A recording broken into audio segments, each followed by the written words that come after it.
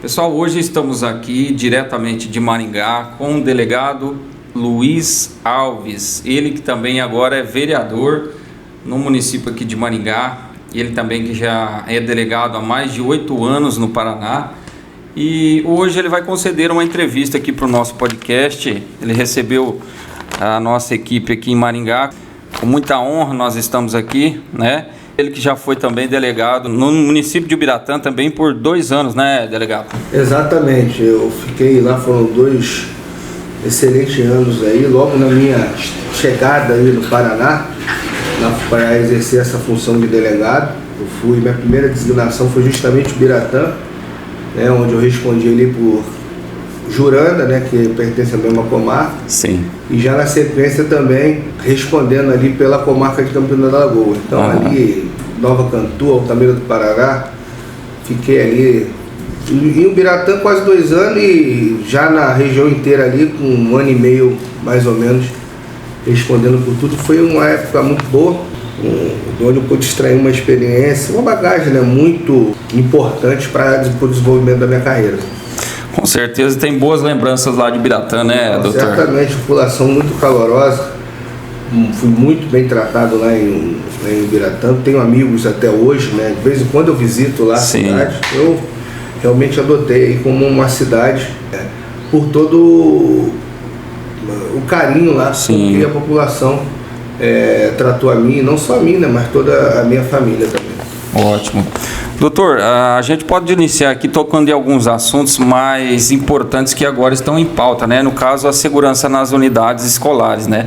Nós tivemos um caso aqui, como o senhor comentou, uma invasão no CEMEI, né? Ilha de Castro, onde um cidadão entrou ali na escola com uma faca, né, doutor? É mais ou menos isso. E como o senhor está de vereador agora, o senhor pode, né, conseguir atuar ainda mais precisamente aí nesses assuntos, sendo delegado e vereador, né? Ganhou uma importância, um destaque muito grande essas situações que envolvem a segurança das escolas, em razão de recentes eventos aí trágicos que acabaram por acontecer, onde marginais aí, de maneira covarde e vil, acabaram ali ceifando a vida de crianças inocentes em estabelecimento de ensino pelo Brasil, né? O que logicamente disparou um alerta em todos nós e tivemos que agir, não só, aí você falou, não só no âmbito policial. No âmbito policial a gente age quando já a desgraça já aconteceu. Exato. É isso que a gente não quer. Exato. A gente quer evitar. Então surgiu ali uma demanda política muito grande. Não conseguimos sanar por completo, estamos trabalhando para sanar. Algumas situações de melhoria foram adotadas sim. Hoje a maioria dos estabelecimentos de ensino municipais aqui de Maringá, por exemplo, são dotados de segurança, ainda que desarmada, mas é uma ferramenta. Sim. Né? Estamos exigindo ali a colocação de câmeras ali para monitoramento. Pedimos detectores de metais, né? Mas enfrentamos muita resistência ali de algumas pessoas que não querem dotar as instituições de ensino com esse aparato de segurança, né? O próprio funcionamento do botão de pânico, algo que parece que ele já existia, só que muitos diretores sequer sabiam que ele estava instalado na escola. Hoje isso já foi difundido, então as escolas estão dotadas desse botão do pânico e estamos ali caminhando para a criação de um sistema completamente integrado de ação. Sim. Diante de uma crise, as forças de segurança possam se comunicar e agir o mais rápido possível. Mas quando a gente fala em segurança na escola, a gente não pode tratar medidas de forma isolada. Cada medida, né, com a sua especificidade, ela vai colaborar de uma forma para a diminuição dos riscos. E quando você diminui risco, você aumenta a segurança. Você não tem como falar que anula por completo nenhum risco. Sim. Porque as pessoas se aperfeiçoam também. Aquele que quer ter maldade, ele vai sempre buscar uma falha para poder acessar determinado sistema. Mas agora, quando a gente fala especificamente do caso que aconteceu ontem, como que o indivíduo acessou a escola? Pulando o muro. Olha aí. E como é que você contém esse tipo de situação? Só aumentando, colocando obstáculos no muro. Você tem que aumentar o nível do muro, você tem que colocar aparato de segurança, ofentículas, ofensáculos, para evitar que as pessoas transpassem muros, chegam estaca, concertina, cerca elétrica, eu não sei. Se faça um estudo para ver qual seria o melhor equipamento. Mas você tem que botar, porque você não adianta você dizer que um segurança, para cuidar num perímetro de 5.000 metros, ele vai cobrir todos os cantos. Exatamente. Não vai cobrir todos os cantos. Quanto mais mecanismos ali para impedir esse adentramento, melhor, né? Depois que a pessoa entrou, mas o segurança vai pegar. Basta que a pessoa faça a maldade com um só, que aí a desgraça está feita, a gente vai ter uma família aí em luto, então a gente não pode permitir que isso sequer chegue a acontecer. As pessoas não podem acessar um ambiente escolar sem autorização. Então, as instituições de ensino têm que ser dotadas de mecanismos, de rotinas que visem impedir que malfeitores acessem os seus espaços. Ali é um espaço para profissionais, para alunos e, em determinados pontos, para os responsáveis, porque também os responsáveis não podem, porque se você cria muita facilidade de você acessar, você vai criando vulnerabilidade. Claro. E vão ter pessoas que vão lá, a escola não é presídio. Óbvio que não é presídio, mas alguém aqui quer ver uma desgraça na escola. Claro. Ainda mais que está em evidência ainda, né? Exato, e tudo vai da forma com que você ensina as pessoas. A gente tem vivido na sociedade uma crise muito grande com a autoridade. Pessoas têm dificuldade de sujeitar a autoridade. A autoridade, ela serve para botar ordem nas coisas. Exato, a disciplina, né? A autoridade, ela não é inimigo da sociedade, pelo contrário, ela está ali para colaborar. Só que quando a gente chega já dentro do campo de ensino, onde a pessoa, a criança, em formação, ela precisa crescer com essa noção de autoridade, e lá você age com desmando, onde a criança praticamente faz o que ela bem entende, o que ela quer. Quando você quiser controlar lá na frente, no futuro, você não vai conseguir. Exatamente. Então, você não consegue resultados positivos jogando a população, a sociedade contra as autoridades, contra a polícia. Pelo contrário, você tem que chamar. Quando você vai você já deve ter visto isso. Você vai, a polícia, bombeiro, etc., vai a alguma escola, as crianças querem tirar foto, querem abraçar.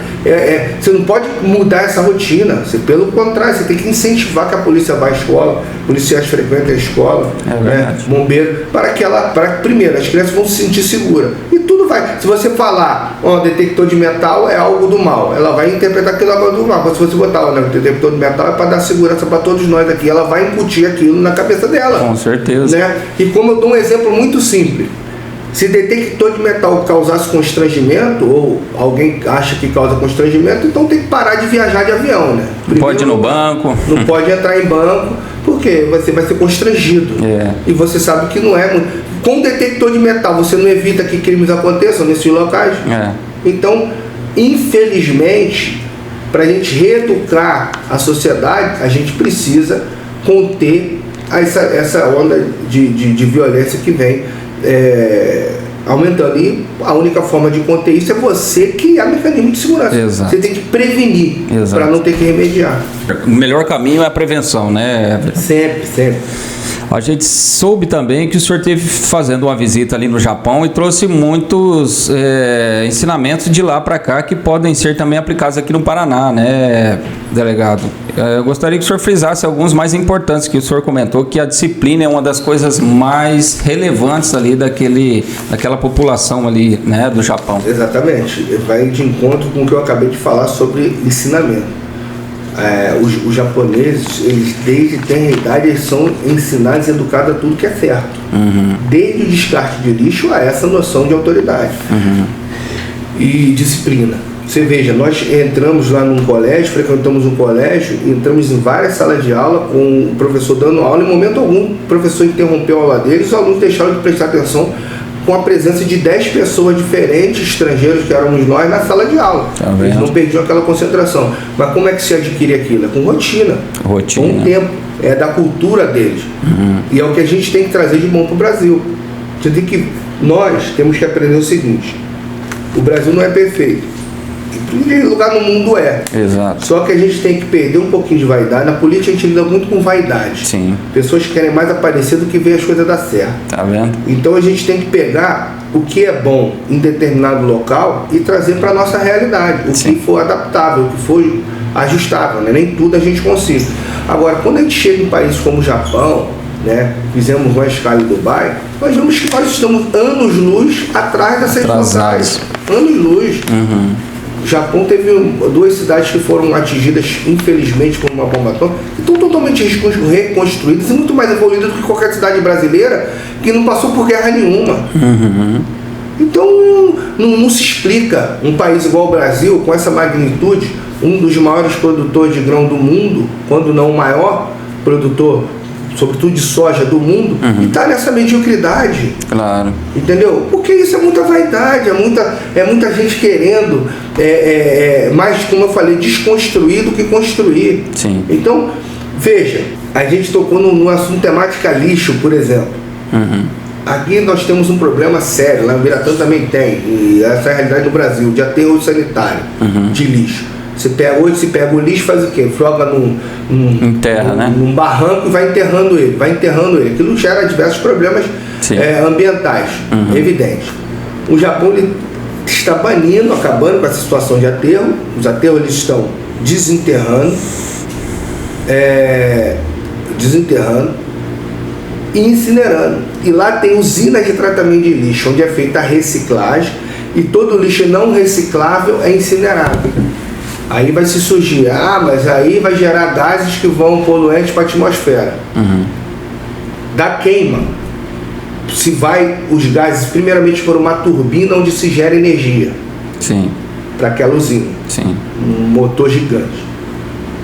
O resíduo desses gases ele passam por um filtro, um catalisador, como se fosse um catalisador de veículo, da descarga do veículo, só que gigante, onde é feita a filtragem de praticamente 100% dos poluentes, e o que excede do gás é liberado na atmosfera com impacto bem menor, quase zero. Vamos dizer assim que não é zero, porque mas quase zero. Muito menos poluente do que enterrar o lixo. Porque o lixo, nós sabemos que ele produz gás sulfídrico, que além de ser inflamável, é poluente também. Desce para a terra ali, causa algum dano. Você vai no lixão, você tem suspiro, Você tem suspiro que é para você para que o gás sulfídrico seja liberado tempos apenas, senão você vai ter aterro explodindo por aí. Então, por que você não usa essa energia da própria explosão para gerar energia, filtrar esse ar e liberar na atmosfera? Aí você vai pegar gente no Brasil que vai dizer que é contra isso, só que não apresenta a solução. Ele é contra o lixão, aterro sanitário. Aí você cria uma solução que é mais viável, porque a gente está falando aqui não é só ambiental, isso é viável economicamente, porque gera emprego. Sim. Porque você vai ter que ter pessoas. E outra, a gente foi nessa usina de tratamento de lixo, primeiro que não tem mau cheiro, não tem mosca, é mais limpo do que diversos hospitais aqui no Brasil. Nossa. E a gente estava falando de uma usina de lixo, tratamento de lixo. O japonês ele é ensinado na escola a separar o lixo dele. A coleta de lixo lá não é feita igual a nossa aqui de casa em casa. Você tem que pegar o seu lixo e levar num ponto específico, que é onde vai ser feito o recolhimento. No dia específico. Do que é tudo separado ali, doutor? Do que é lata, do que é vidro. E vidro é por cor, se for vidro branco é num lugar, se for vidro... E isso a criança aprende na escola. Aqui no Brasil, eu já tive relatos aqui, visitando uma escola, de pessoas que... Isso é verídico. Eu fui dar palestra numa escola estadual e o professor, lógico, que quer mudar o sistema para melhor. Quando a gente estava falando que tem que resgatar a noção de autoridade, quem manda na escola é a direção, a escola tem regra. Eu dei várias palestras em escolas do Biratã que estavam com problema de desordem. E algumas corrigiram bastante. Só que isso tem que ser constante. Tem que ser continuidade, E o professor falou que simplesmente foi coibir um aluno que tinha ido para a escola de chinelo, proibido ir para a escola de chinelo, e ele não faz parte do uniforme, repreendeu o aluno e mandou para casa. No outro dia o pai desse aluno foi na escola, pegou o chinelo e tacou no professor. Olha aí.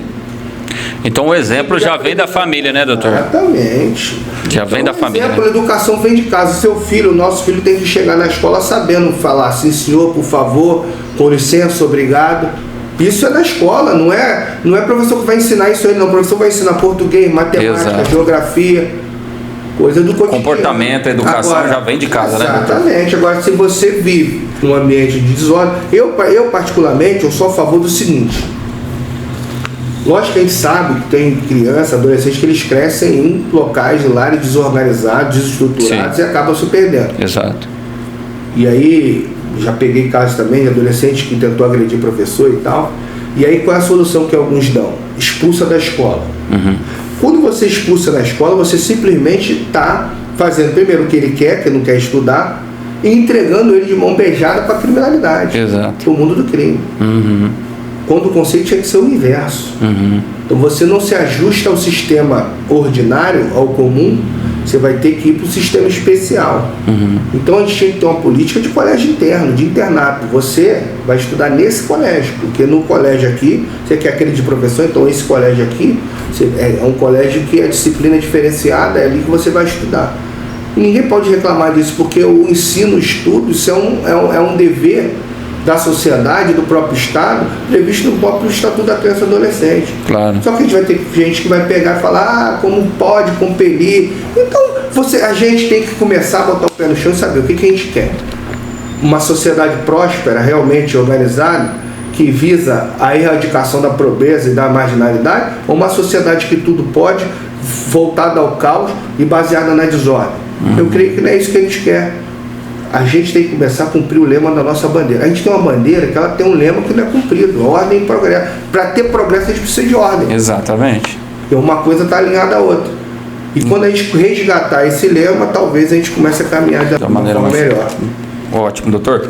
Doutor, a gente pode abordar também um tema que, após a troca, né, da presidência do nosso país, entrou em pauta aquela questão do armamento, né, que antes estava se legalizando e agora parece que as leis se tornaram um pouco mais rígidas. Qual é a tua posição como delegado em relação, né, ao armamento do cidadão de bem? O senhor é a favor, o senhor é contra? Qual é a análise que o senhor faz desse assunto? Tudo depende. Veja. A gente não pode ficar despejando a arma Exato. na mão de pessoas inconsequentes. Sim. Tem que ser feito o filtro. Só que também a gente não pode impedir que pessoas ordeiras, conscientes, pessoas que têm endereço fixo, trabalhadoras, pessoas que são ordeiras, não possam se defender. Sim. A autodefesa ela tem que ser preservada. Mesmo porque o Estado não consegue conter criminoso. Sim. Se o Estado chegar para você, fica tranquilo que a gente garante que você não vai ser roubado, não vai ser assaltado, que nada de ruim vai acontecer contigo. Tu pode garantir isso? O Estado pode... Então, você não pode tolir uma pessoa que tenha capacidade, conhecimento, disciplina, certo? Certo. E reputação ilibada de se tentar se defender. Entendi. Tentar defender a própria vida e a da sua família. Claro. Sobre uma perspectiva de que ela teria, de forma transversa, alimentando o mundo do crime. Pelo amor de Deus, marginal não compra arma em loja. Exato. Marginal compra arma no mercado negro, ilícito, clandestino, importada de maneira ilícita. É assim que marginal compra, roubada, furtada, sim, invade loja. É assim que marginal adquire arma. Marginal não chega numa loja, eu quero comprar uma arma. Aí, aqui, meus dados aqui. Cômico, né? Você dizer que a quantidade de armas que tem do Rio de Janeiro, São Paulo, vem do mercado. Não fala, não é assim, não é assim. Não é porque eu conheço aquela realidade. É uma realidade de guerra civil, guerra urbana, que para ser contida requer desgaste político e que poucas pessoas têm disposição de pagar o preço. Claro. Ou seja, a política tem que andar aliada à segurança, né? Mas aí a gente escuta muito blá blá blá, né? Não sei o que, tem que matar, tem que fazer. Não tem que resolver. Você tem que ter lei que é cumprida. Você tem que ter fronteiras que são guarnecidas. Hoje a fronteira do Brasil é uma piada, é igual peneira. O Brasil tem uma fronteira gigante. E aí você tem forças armadas que aí, não sei que tipo de motivo político, não são destinados a guarnecer a nossa fronteira. Claro que o efetivo da Polícia Federal não vai dar conta disso, Polícia Civil, nenhum efetivo no mundo vai dar conta disso, se não for bem organizado, ou estruturado, não tiver capacidade para trabalhar. A gente tem um monte de lei que favorece o marginal. Claro. Você, para poder investigar, você tem uma dificuldade que não é a mesma dificuldade que o marginal tem para cometer crime. É aquela questão de não poder mostrar a cara do cidadão, às vezes, né, doutor? Cansei de esclarecer crime, e não é que a pessoa acha, porque a gente eu particularmente tomo cuidado para não proceder a reconhecimentos duvidosa. Se é dúvida, Sim. Tem que ter certeza. Se Sim. não tem certeza, você não sabe. Então, Exato. é melhor a dúvida é favorável ao suspeito. Sim. Só que esclarecer N crimes, sem dúvida alguma, após a imagem de determinado marginal ser exibida. De maneira que, às vezes, a vítima, quando é assaltada, ela não sabe que é um marginal, não consegue identificar. Quando ela vê que o marginal foi aquele. Exato. Hoje você tem dificuldade para utilizar esse recurso. Né? Hoje a polícia tem dificuldade para abordar. Criaram um monte de invenção de uma... Hoje, se você entrar na casa de alguém e tem 300 quilos de droga lá, corre o risco de você esconder por abuso de autoridade se você entrou lá sem mandado. Agora, eu não sei em que momento isso revoga o fato de ele ter em depósito, dentro da casa dele, drogas ilícitas, o que é crime, previsto no artigo 33 da Lei 11.343 do ano 2006. Aí, com base numa perspectiva ilusória, não sei da onde, de teoria, não sei do que, inventaram que se a polícia não tiver certeza que ali tem droga e achar sem querer. Por que não achar sem querer? A polícia não entra na casa do... Entrou porque tem uma suspeita. Exato. Pode achar ou não achar. Achou é crime, flagrante. É verdade. Entendeu? Crime permanente. Não, mas aí tal. Hoje, se você... Já aconteceu isso. Marginais, quadrilheiros estão sendo absolvidos depois de ter sido abordado em veículos, em rodovias federais, estaduais, transportando 400, 300 quilos de droga, sob a perspectiva de que a polícia abordou aleatório, não tinha fundado a suspeita. Se não tivesse fundado a suspeita, não ia abordar. E se não abordasse, não ia achar a droga. Não tem como saber. Qual é o trabalho da polícia de rodovia? É fazer isso. É me abordar, te abordar, e não sabe quem é que está dirigindo. Exatamente. Que fundado suspeito? Você está indo num carro, vidro fechado, tudo escuro. Ué, nome, documento do carro, teu. Ah, tá. Perfeito. Pode ser uma pessoa com mandado de prisão, foragido. Então inventando teoria. Pessoas que nunca botaram o pé no chão da fábrica, fica dentro de uma sala e recebendo papel e achando que a vida se resume àquilo ali. Não é assim, não. A vida real é aqui onde a gente está. A prática é bem diferente da teoria. A vida real é aqui, onde as pessoas não têm segurança, onde as pessoas andam aí, vão e voltam às suas casas sem saber o que vai acontecer, porque ninguém prevê futuro, né? Então, o que a gente precisa realmente é se calçar, e a polícia tem que fazer o que tem que fazer, é combater, prevenir, né? Abordar, é isso aí. Com toda, obviamente, sem abuso, porque abuso também não pode ser tolerado. Sim. Se a polícia praticar abuso, tem que ser, o policial tem que ser repelido. Agora... Não tem como abordar também com a flor, né, doutor? É muito esquisito, né? Tem que ser enérgico. Se você não tiver uma energia, tem que ser enérgico, uma alerta, já aconteceu, por exemplo, quando eu estava no Rio de Janeiro, policiais foram abordar com arma baixada, tomando um monte de tiro, porque os caras que estavam dentro do carro é tudo bandido armado. Tá vendo? E eles não estavam vendo. E eles começaram a dar tiro de dentro do carro, e aí? Levanta a mão, deixa eu ver, depois você controlou, opa, obrigado. Tem todo o procedimento ali, né? Tal, é o procedimento.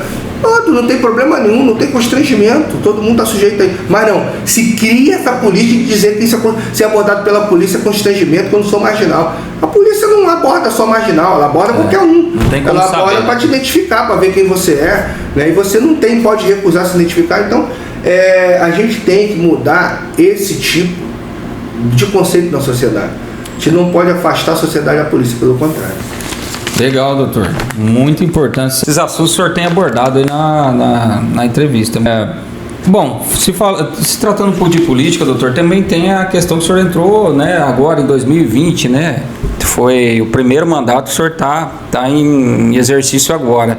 Da onde saiu essa vontade, esse convite para adentrar a política? Porque a gente sabe que um delegado ele é muito ocupado, né, doutor? E o senhor está conseguindo intercalar essas duas funções. Como que é essa vida política hoje do delegado Luiz Alves aqui em Maringá? É duro, como você falou, tem que ficar associando as funções. E na verdade foi um compromisso meu de não abandonar essa função de policial, né? Muitas pessoas, inclusive, pediram isso, né? Inclusive declinando sua intenção de votar na gente, sob essas perspectivas, né? Por conta do tipo de trabalho que a gente desenvolve aqui, um trabalho mais operacional, um trabalho mais para frente, né? Visando justamente conter a criminalidade. Mas é duro, né? Quem acaba sentindo a pressão é a nossa família. né, tem um desgaste natural. A política é um campo, como eu te falei, muito destrutivo. Muita gente quer mais destruir do que construir. Às vezes a pessoa, para te alcançar, ela prefere te derrubar do que tentar te passar com propostas. Isso é da política, ou seja, ela não te passa, ela não passa a ser melhor para você, ela tenta te fazer ser pior do que ela. É uma coisa que, na verdade, no final, quem sofre com tudo isso é a própria sociedade. Mas eu tenho tentado conciliar. É um mundo novo para mim, porque eu nunca fui político, nunca nem fui filiado a partido político. Sim. Me filiei porque eu não sou de ficar reclamando das coisas. Sim. Quando eu vejo que eu começo a reclamar demais, eu acho que eu tenho que entrar e tentar fazer alguma diferença e mudar. E foi o que eu vi, né? Eu vi que muitas coisas na política não estavam funcionando do jeito que eu pensava que tinha que funcionar, e eu falei, vou colocar meu nome à disposição, vou tentar entrar e vou tentar fazer o que eu penso que poderia ser bom para a sociedade, que eu penso que é certo. É isso que eu tenho tentado. Aos trancos e barrancos, você pega, como eu te falei, muita dificuldade, pessoas que, porque não aparece, quer evitar que você apareça mais que ela. Sim. A política, ela muitas vezes não é saudável por conta disso. É um jogo de visibilidade ali, doutor. É um jogo que a pessoa quer mais aparecer do que resolver. Então eu já pego as perspectivas de uma maneira diferente, eu quero resolver. Sim. Aparecer acaba sendo uma consequência da resolução ou não de um problema. Mas o que eu tento é resolver problemas, né, com a visão que eu tenho de sociedade, assim como todos podem ter. Você, por exemplo, poderia ser um político também, você tem uma visão de sociedade, que de repente, de algum jeito, ia contribuir para alguma coisa. Então eu tento, com a minha visão de segurança, contribuir.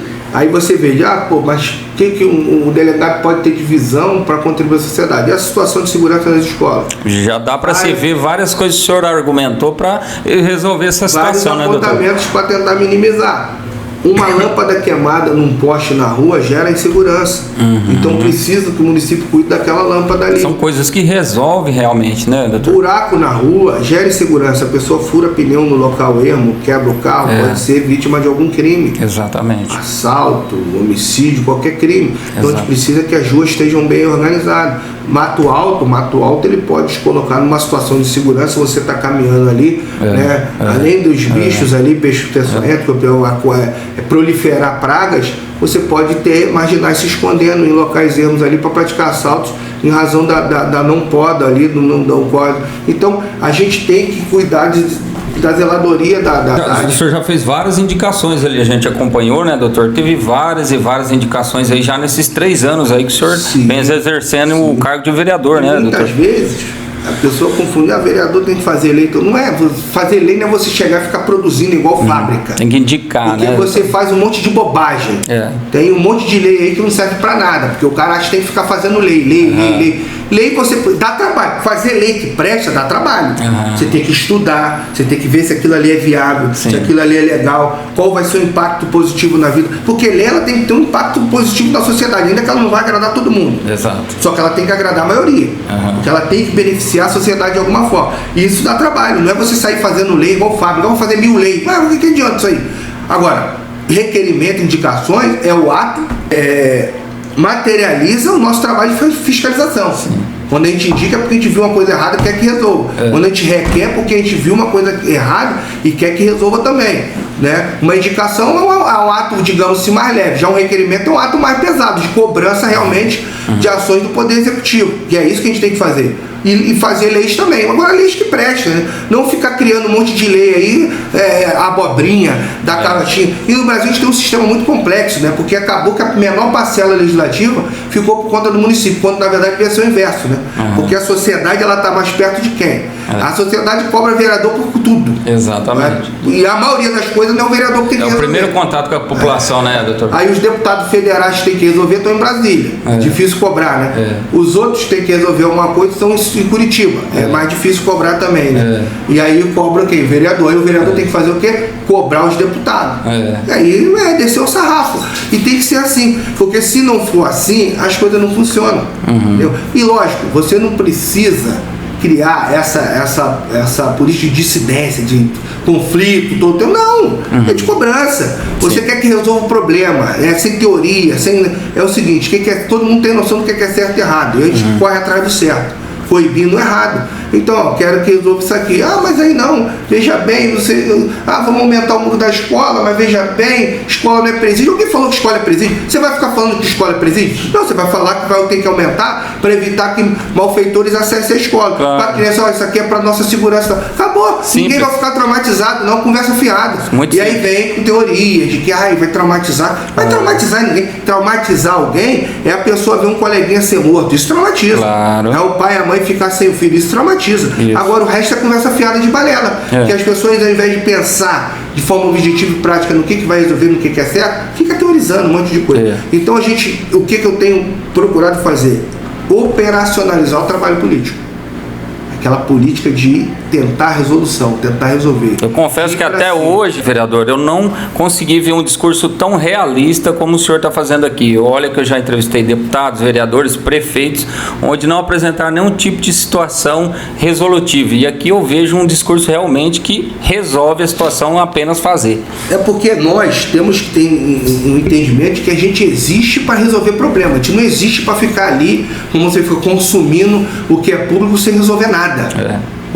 A sociedade tem que sentir o trabalho do político. O que o político está fazendo? Não, estou fazendo.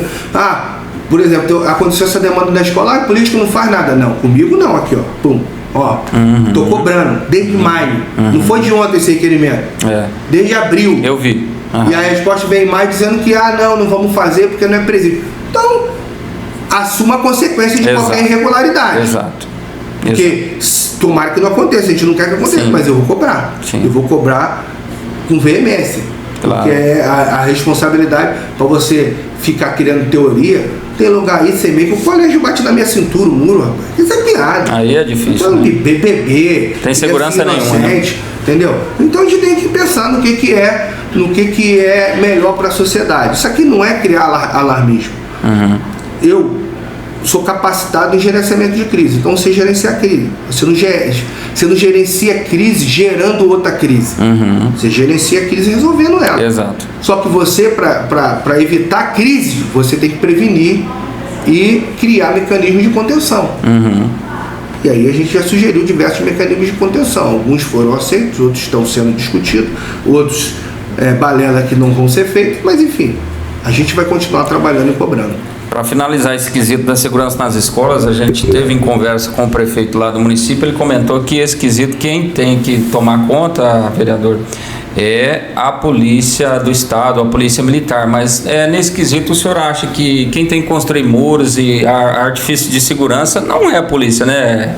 Isso é conversa fiada, porque é o seguinte, o polícia tem dificuldade de falar o que ele pode fazer, o que ele não pode fazer, o que ele quer fazer, o que ele não quer fazer, tem dificuldade. Ele tem dificuldade, aí fica jogando problema para outro. A dificuldade não quero fazer isso, não concordo com isso. A pessoa tem que aprender a falar assim, eu não concordo com essa ideia. Sim. Não, eu não quero, isso aí tá errado. Não, veja bem, isso é problema do Estado. O problema do Estado é a Polícia Civil e a Polícia Militar. Você vai botar um policial militar e na porta de cada estado o colégio municipal? As rondas propriamente não resolvem. Não vai, você não tem polícia para isso tudo, você nunca vai ter. Aí eu repito, no Japão, que a densidade demográfica é muito maior, porque você nem vê polícia rodando na rua, e lá não tem crime igual aqui. Então é uma questão que envolve um monte de coisa, e educação, etc. Agora, segurança pública é um dever do Estado, mas é uma responsabilidade comum a todos. E quando a gente fala que é um dever do Estado, a gente não está falando do Estado do Paraná, não, porque senão a União não tinha Polícia Federal.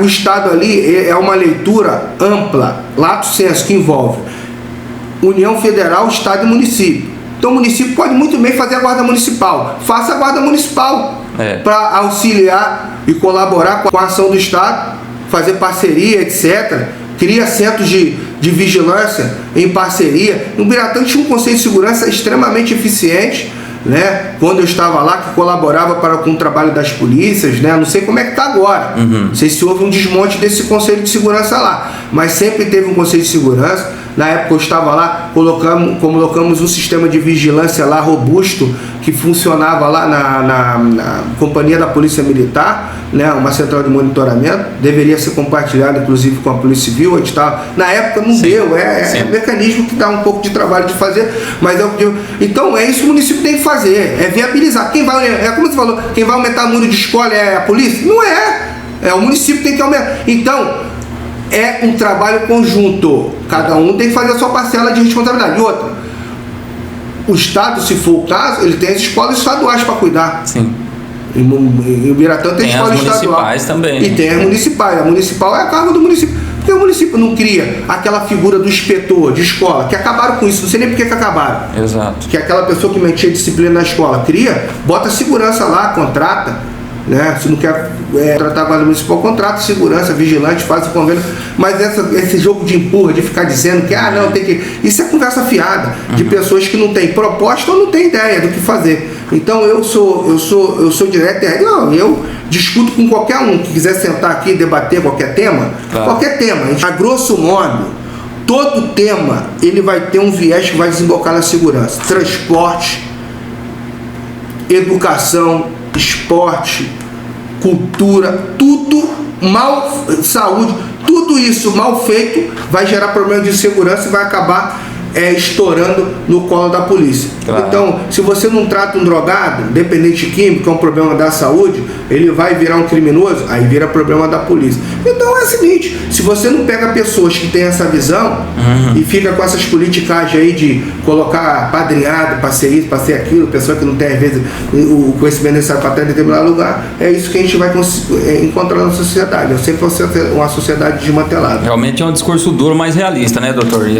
coisas que realmente resolve. A gente não pode ter boquinha para falar. Aqui a gente tem que falar a realidade. Se o cara não gostou do que a gente fala, senta aqui e fala também. Eu não tô ofendendo ninguém, não tô agredindo, não tô falando a ideia. Tô mandando a minha ideia aqui, né? Se a pessoa acha que a minha ideia tá errada, fala por que tá errada, que eu provavelmente vou falar por que a dela tá errada. Claro. E aí é discurso, né? É discussão, tal. Lógico que tudo dentro da urbanidade necessária, devida.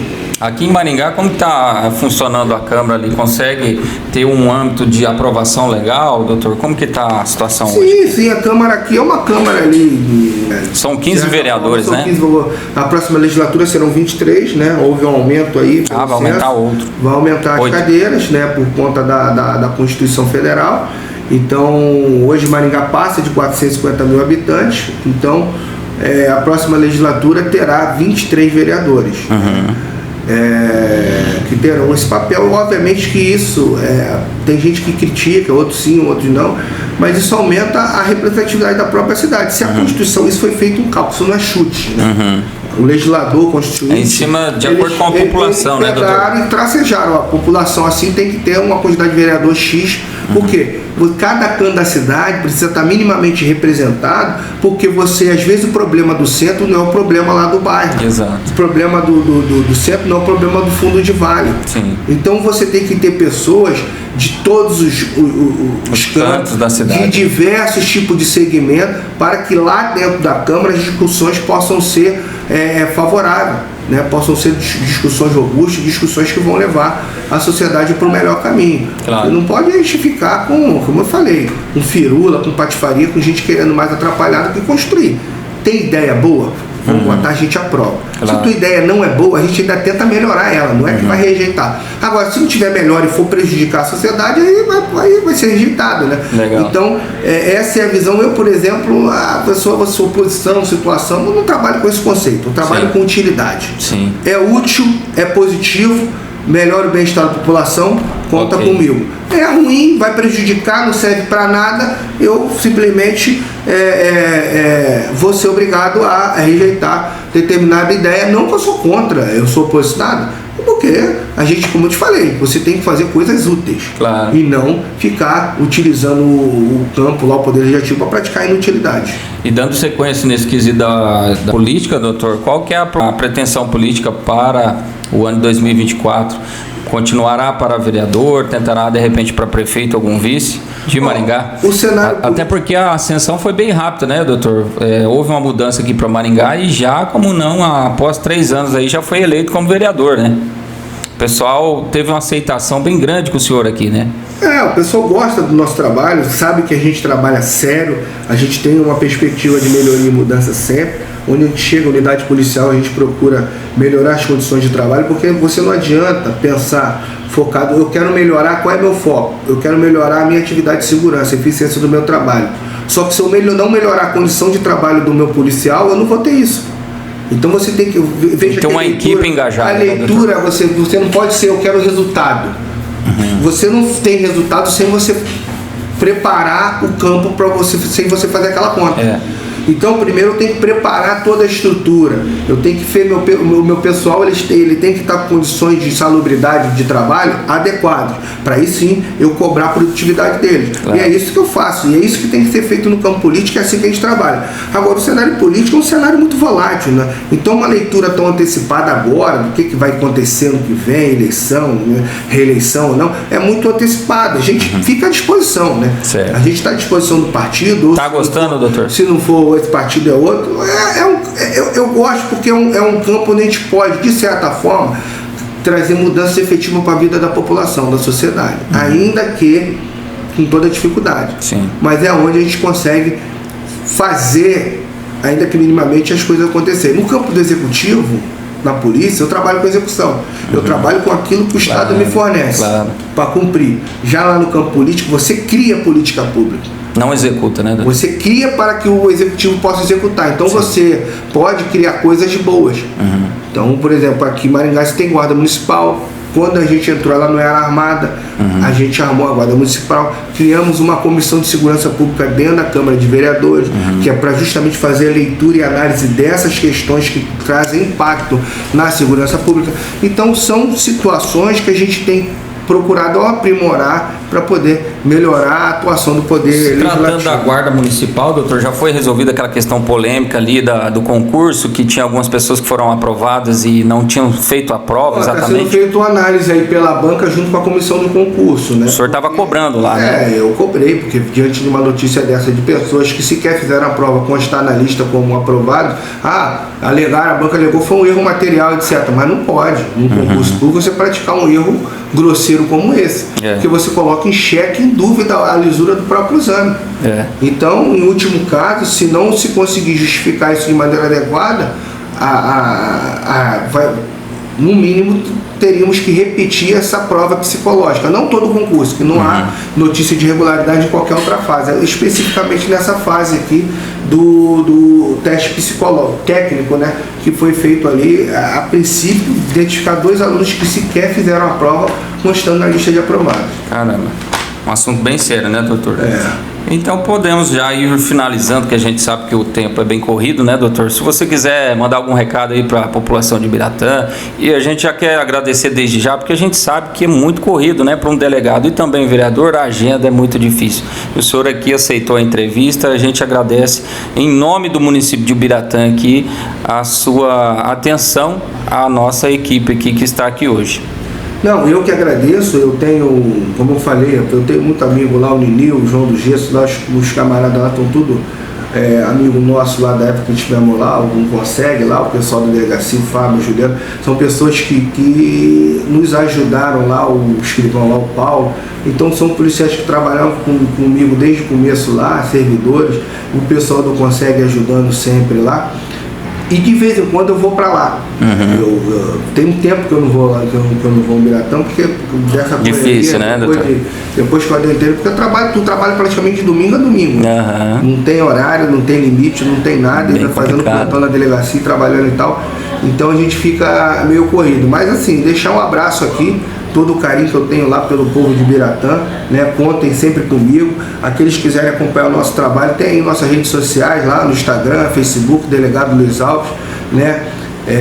Podem falar com a gente. Tem o nosso telefone WhatsApp direto também, que é o 449-8432-6592. Façam contato com a gente, né? Tirem dúvidas. A gente de repente não consegue atuar como vereador aqui em Maringá, obviamente que não consegue, né? Dar um suporte político lá.